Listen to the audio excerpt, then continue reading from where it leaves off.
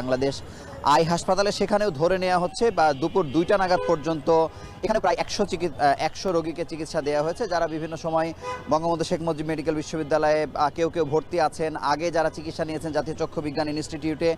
গতকালকে এই 100 জনের মধ্যে মাত্র 4 জনকে রেফার করা হয়েছে যারা সিঙ্গাপুরে গিয়ে চিকিৎসা নেবেন, এবং এখন পর্যন্ত বাংলাদেশ আই হাসপাতালে প্রায় 100 জন রোগীর মধ্যে থেকে 3 জনকে বাছাই করা হয়েছে যারা সিঙ্গাপুরে গিয়ে পরবর্তী পর্যায়ে চিকিৎসা নেবেন।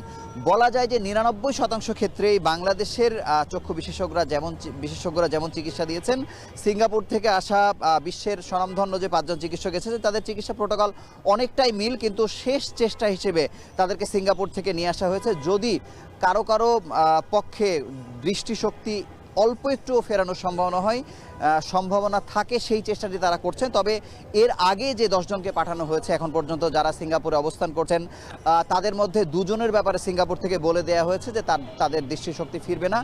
বাকি 8 জনের ট্রিটমেন্ট চলছে এখন পর্যন্ত। তবে যেই 200 জন সেবা আসলে নেয়ার জন্য এই 2টি হাসপাতালে ভিড় করেছেন, তাদের মধ্যে এক ধরনের অস্বস্তি আছে।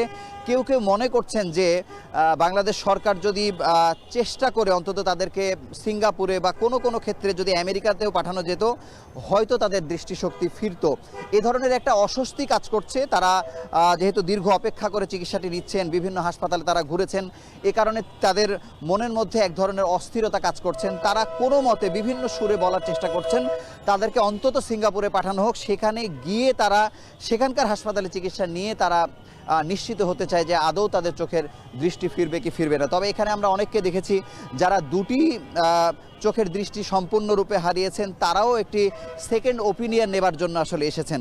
তবে এই মানসিকভাবে যারা অস্থিরতার মধ্যে আছেন, তাদেরকে আসলে কাউন্সিলিংয়েরও প্রয়োজনীয়তা অনুভব করছেন চক্ষু বিশেষজ্ঞরা। তো এই ছিল এখানকার সবশেষ খবর। বাংলাদেশ আই হাসপাতাল থেকে যুক্ত ছিলেন সহকর্মী মুজাহিদ শুভ। এই মুহূর্তে এখন দুপুরে নিচ্ছি বিরতি, ফিরছি কিছুক্ষণের মধ্যেই।